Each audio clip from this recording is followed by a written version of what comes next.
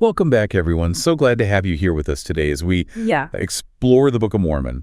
And specifically, we're going to be looking at 3rd Nephi chapter 24. Awesome. You'll probably notice some familiar themes from Malachi woven in here, particularly about repentance, judgment, and the importance of tithing and offerings. Yeah, it's really interesting how this chapter starts, right?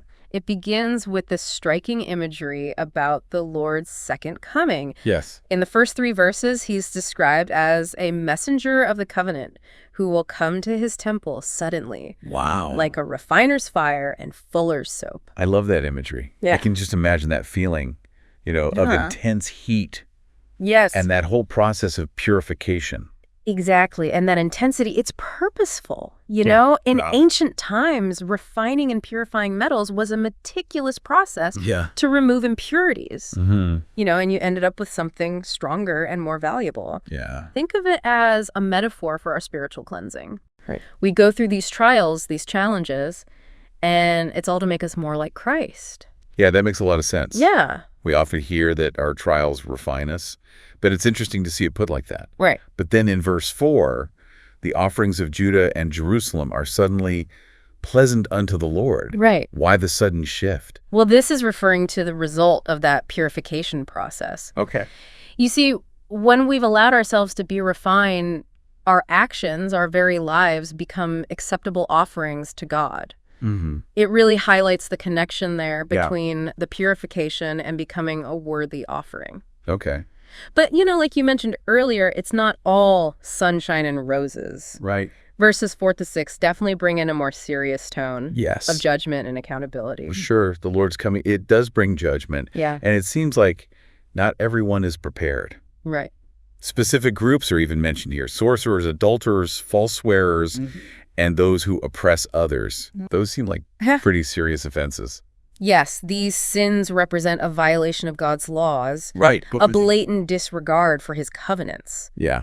It's a sobering reminder that our actions have consequences. For sure. And then verse 6 really drives that point home with this powerful statement. Yes. For I am the Lord, I change not.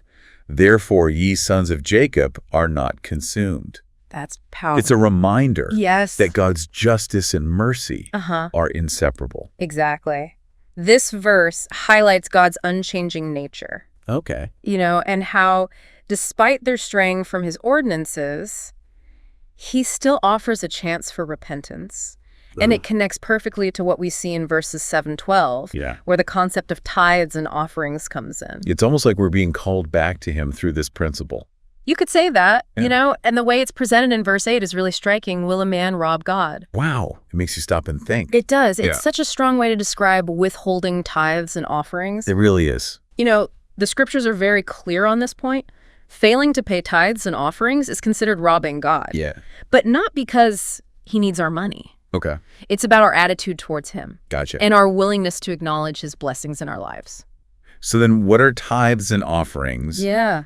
And why are they so important to our relationship with God? Well, historically, tithing involved giving a tenth of one's increase. Okay. Basically their income. Gotcha. Offerings were additional voluntary contributions made out of gratitude or as part of specific rituals. And how does that translate today? Yeah. Do those definitions still apply?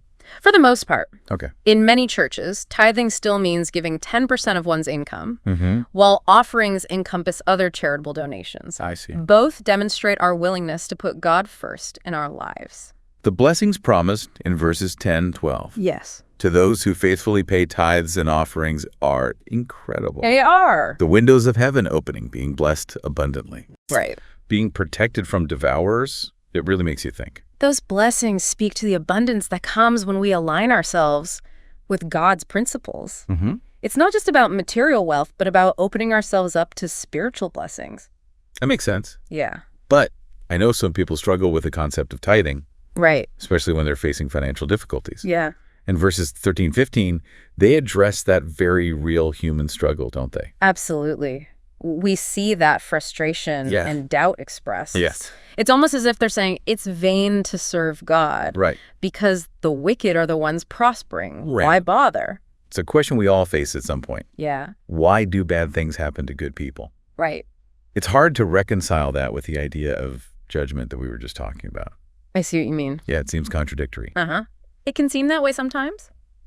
But, God's justice doesn't always operate on our timetable. Right. Our understanding of fairness is limited. It's limited to our human perspective. So we have to trust that God sees things differently. Yes. And that his timing is perfect. Exactly. Even when we don't get it. Right. Yeah. And that's where the concept of the Book of Remembrance comes in. Okay. It's described in verse 16.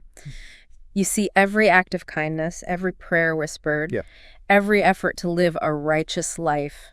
God sees it. Wow. And he remembers. That is so comforting. It is. Especially when we're going through those tough times. Right. When our faith is really being tested. Absolutely. It speaks to the immense value that he places on our faithfulness. It's not just about being remembered, though, is it? No, it's not. Verse 17 talks about God making up my jewels. Right. And sparing the righteous like a father spares his son. Yes. Such beautiful imagery. It is. It's a beautiful depiction of a deeply personal and protective relationship between God and his children. There's definitely that feeling of being cherished and protected, like we're a treasured possession.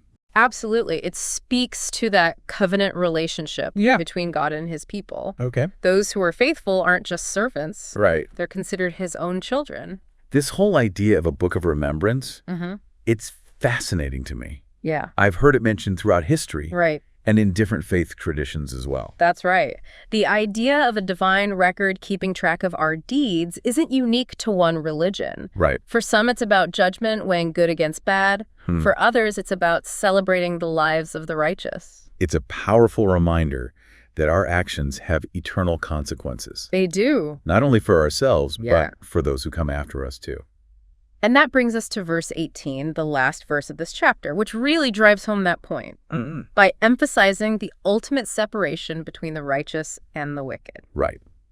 Then shall you return and discern between the righteous and the wicked, between him that serveth God and him that serveth him not. Wow. It's a sobering thought. It is. And such a powerful way to end this chapter. Yeah. Our choices, they really do matter. They do. This chapter has given us a lot to consider. It has. Particularly about the Lord's coming, the importance of repentance, the significance of tithing and offerings, right, and the promise of God's blessings. As we've been talking, I've realized there's this recurring theme throughout this chapter. Okay, what's that? It's about drawing closer to God.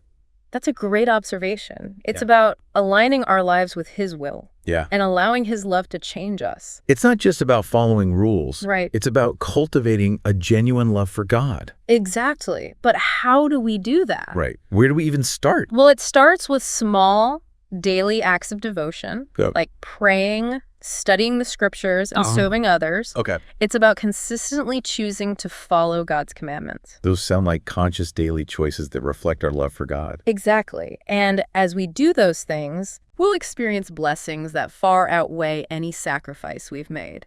This has been such an insightful conversation. It has. I feel like we've only just scratched the surface of this chapter. I agree. There's so much more to unpack. There is. But even with our brief discussion today, we've given our listeners much to ponder. I hope so. Maybe this will inspire them to study these scriptures and discover their relevance in their own lives.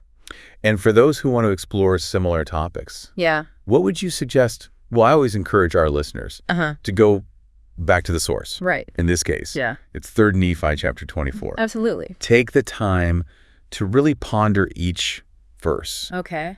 What message is the Lord trying to convey? Right. And how can we apply it to our lives today? That's great advice. Yeah. Reading the scriptures is definitely a good starting point. Yeah. And we also include additional resources and links in the show notes for those who want to kind of explore further. Definitely. And of course, we always love hearing from our listeners. Oh, yes. If you have any questions, comments, or even suggestions for future episodes, please don't hesitate to reach out. We love it. We love engaging in meaningful conversations. Yes. And hearing your perspectives. Absolutely. So please reach out. Yes. This has been a truly insightful conversation. It has. About 3 Nephi chapter 24. A great reminder.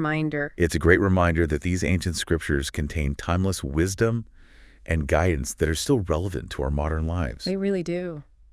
As we strive to live by the principles taught in this chapter, we draw closer to God Yes. experience His blessings, Right. and find greater peace and joy in our lives. Absolutely. Thank you so much for joining us on this journey today. Oh, it's been a pleasure. It was a pleasure having you with us. Thank you for having me. And to all our listeners, Yes, thank you for tuning in. we appreciate you. We hope this discussion has inspired you to continue seeking truth and knowledge, and to dive deeper into the scriptures. Absolutely. We hope you'll subscribe for more enriching discussions like this. Yes. Until next time, keep exploring and keep learning.